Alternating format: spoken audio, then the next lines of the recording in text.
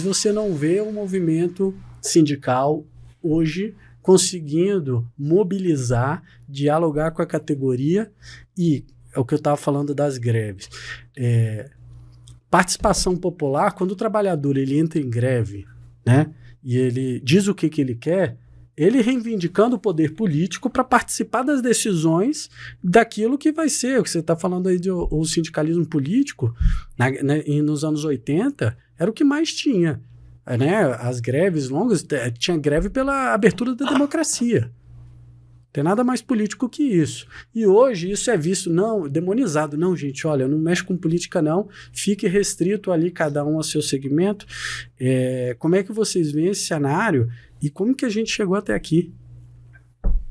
Olha, eu parto da premissa da publicidade do mercado, porque hoje a lógica é individualista. Você tem que ser um empreendedor, você tem que ser um MEI, você sempre superando. Então você desistiu da luta, né? A propaganda é essa. Tirou a luta coletiva, passou para o individual. Uhum. Então já fica muito mais difícil as categorias se unirem, sendo que dentro da própria categoria está difícil de ter esse rumo, né? Uhum. Coletivo.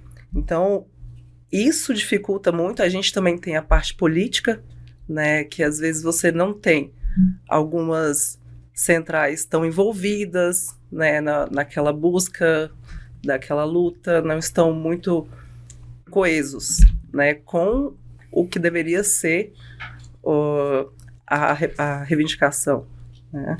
Uhum.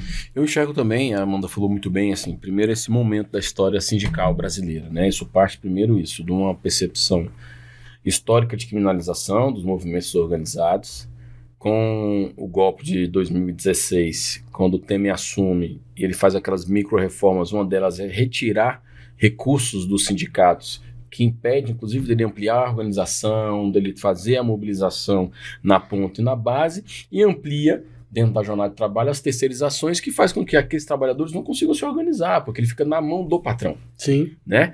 Você tem, por exemplo, o Distrito Federal. Nós estamos vivendo agora, já tem uns 15 a 20 dias de greve dos professores. Sim. 70% dos professores hoje são temporários. Só tem um ano renovado por mais um ano. E aí, qual o problema de adesão 100% da greve? É que o temporário tem medo de fazer greve e ser devolvido, tem medo de fazer greve e ter o ponto cortado, porque é um elo fraco. Claro. Então, a gente também chegou nesse panorama pela lógica burguesa de como eles querem pensar a gestão desse Estado. Então, eles não querem ter o espaço contraditório, ou seja, né, a fuga de capital é sempre grande, a maximização do lucro é sempre acima do que seria considerado minimamente ideal, né? Não tem ideal para essa turma, se eles lucram esse ano XB, o ano que vem não é vamos manter a meta, não, vamos agora ter que dobrar essa meta aí. Porque e agora, olha lá, né? Agora nós temos que crescer esse negócio. A correlação de força ela sempre foi desigual, mas nesse momento é mais desigual ainda. Porque os sindicatos, por exemplo, não têm os fundos garantidos. Olha, esses fundos sindicais não foram agora não, surgiram vagas lá. Olha, nós estamos falando do período ditatoriais, hein? Uhum. A maior ampliação de sindicatos do campo foi na ditadura militar. Sim. Mas porque a ditadura militar queria organizar o campo para não deixar os camponeses se organizarem. Porque na América Latina e no mundo, as revoluções passaram também pelas bases. Uhum. E nos anos 60, 70 e 80, nós éramos 80% rurais.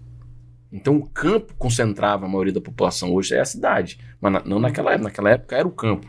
Então organizar o campo era fundamental. Então o governo militar saiu abrindo as centrais sindicais territoriais do campo para que o patronal assumisse. Mas qual foi o problema? Que o trabalhador se ligou e começou a assumir a parte sindical, começou a ser a maioria. Né? Então hoje industrialização também total, fundamental. Então assim, é isso, né? Nós temos vivido esse momento da conjuntura e com o avanço da tecnologia, essa configuração de classe, chão de fábrica perdeu o sentido.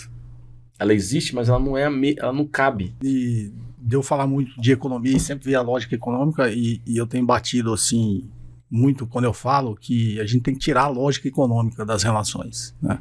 Quando o deputado Max falou aqui a esquerda errou nessa conciliação de classes, porque eu acho que o sindicato ele fez a conciliação pela lógica econômica, tem que ser bom O capital tem que ser bom para o trabalho. E aí se concilia ali sob uma lógica econômica.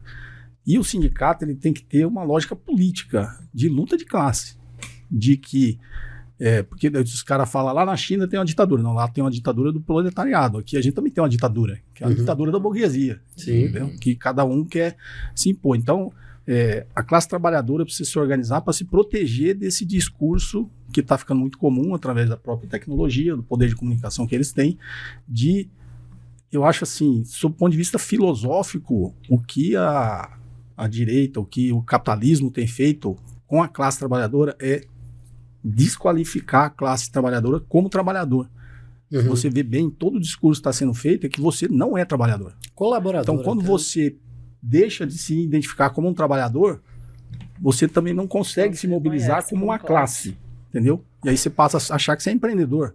Você pega um motorista de Uber, um entregador do iFood, ele não se considera um trabalhador. Ele acha realmente que ele é um empreendedor.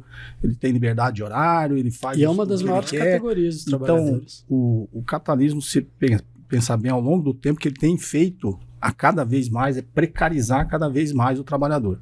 É precarizar as relações de trabalho e é tirar essa consciência de classe do trabalhador.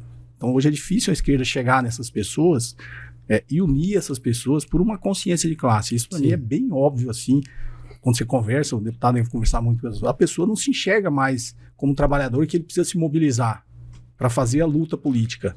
Então, a dificuldade hoje do sindicalismo, acho que é essa, porque a gente estava até comentando ali, o sindicato ele começou também a dar uma lógica econômica com seus próprios sindicalizados do clube de benefícios. Falou, não, vem cá, tem um clube, aqui você tem um desconto no plano de saúde, né? Então ele começou também a fazer uma lógica econômica para o trabalhador ver algum benefício em ser sindicalizado. Sim. E não pode ser por aí. O trabalhador tem que ver o benefício de ser sindicalizado como uma questão de classe e de luta política. Sim. Porque o negócio está ficando cada vez mais desigual. O capital está ficando cada vez mais poderoso nas relações de trabalho. Cada vez mais poderoso. Porque ele cria cada vez mais precarização, aumenta cada vez mais o exército de reserva, porque o capital cada vez mais vai precisar de cada vez a mão de obra mais barata para cada vez mais maximizar o retorno do capital. Então, como diria Karl Marx, esse exército de reserva que o capitalismo está criando, ele está aumentando com esse poder de comunicação que ele tem, de tirar da gente, da classe trabalhadora, a consciência de classe. E isso eu acho um movimento perigoso, em que em algum momento o trabalhador vai ter que se mobilizar. A esquerda vai ter que chegar nessas pessoas e ser radical, de falar, cara, isso aqui é uma luta política.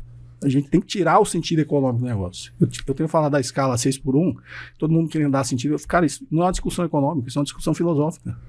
Se a sua empresa, para funcionar, precisa de um cara trabalhando 6x1, sua empresa não devia nem existir.